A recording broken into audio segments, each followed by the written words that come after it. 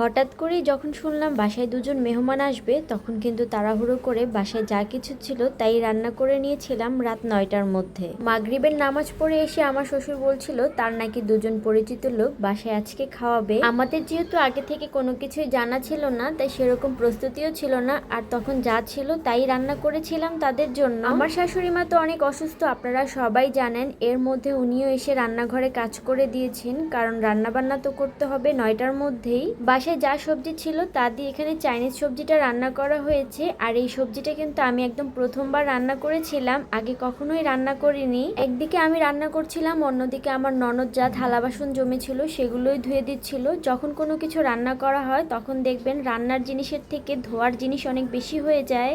মাঝে মাঝে তো আমার কাছে মনে হয় থালা বাসন হয়তো বাচ্চা দেয়, না হলে এগুলো ধুয়ে কেন শেষ করতে পারি না। রোস্ট রান্না করব, সেজন্য মুরগিগুলো ভাজার জন্য বসিয়ে দিয়েছি। আবার এদিকে হচ্ছে গরুর মাংস রান্না করব, তাই গরুর মাংসটাকে প্রস্তুত করে প্রেসার কুকারে দিয়ে দিচ্ছিলাম। হাতে যেহেতু সময়টা একদমই কম ছিল সেজন্য আগে থেকে পোলার চালটা ধুয়ে রেখে দিয়েছি, তাহলে তাড়াতাড়ি সেদ্ধ হয়ে যাবে। বাসায় বড় একটা ইলিশ মাছের কয়েকটা অংশ ছিল, তো ভাবলাম যে আজকে সেগুলোকে ভেজে নিই। আর একটা বেগুন ছিল, সেটাও অর্ধেক করে কেটে নিয়েছিলাম, যেহেতু ওনারা মাত্র দুজন আসবে। মাছটাকে ভালো করে পরিষ্কার করে ধুয়ে নিয়েছিলাম, আর এখন এই তো ভাজার আগে এগুলোর গায়ে হলুদ মরিচ লবণটাকে মাখিয়ে রেখে দিচ্ছি। বেগুনের মধ্যে আগে থেকে লবণ হলুদ মরিচের গুঁড়াটা দিয়ে রাখলে দেখা যায় যে বেগুনটা ভাজার সময় তেলটা একটু কম লাগে। অন্য পাশের চুলায় যেহেতু গরুর মাংসটা হচ্ছে, তো এই পাশের চুলাতে আবার পেঁয়াজটাকে ভালো করে ভেজে নিয়েছিল। এখানে রোস্ট রান্না করা হবে, আর এদিকে তো রোস্টের মুরগিগুলো ভাজা হয়ে গেছে। বাসায় যখন পোলাও রান্না করা হয় সাথে আমার রোস্টটাই অনেক বেশি পছন্দ লাগে। গরুর মাংস তেমন একটা খেতে ভালো লাগে না, কারণ রোস্টের মধ্যে একটু মিষ্টি মিষ্টি ভাব থাকে, সেজন্য পোলাওটা খেতেও আমার কাছে অনেক বেশি ভালো লাগে। এদিকে গরুর মাংসটাও রান্না করা হয়ে গিয়েছে, সেটাকে ছোট একটা পাতিলার মধ্যে নিয়ে নিয়েছিলাম। আর এই তো এখানে আমার হচ্ছে মশলাটাও কষানো হয়ে গেছে। পাশের চুলাতে আবার পোলাওটাও রান্না বসিয়ে দিয়েছে। আমরা তিনজন হাতে হাতে কাজ করছিলাম, এজন্যই কাজগুলো তাড়াতাড়ি হয়ে গেছে। যদিও ভিডিওতে অনেক তাড়াতাড়ি দেখাচ্ছে, তারপরও এগুলো করতে কিন্তু আমাদের অনেকটা সময় লেগেছিল।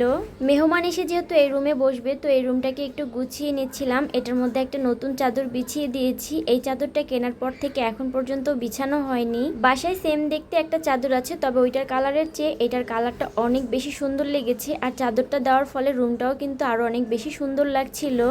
সবগুলো রান্নাই কিন্তু কমপ্লিট হয়ে গিয়েছে। আর এটা হচ্ছে খাওয়ার একদম আগ মুহূর্তে আমি মাছটা আর বেগুনটা ভাজি করে দিচ্ছিলাম।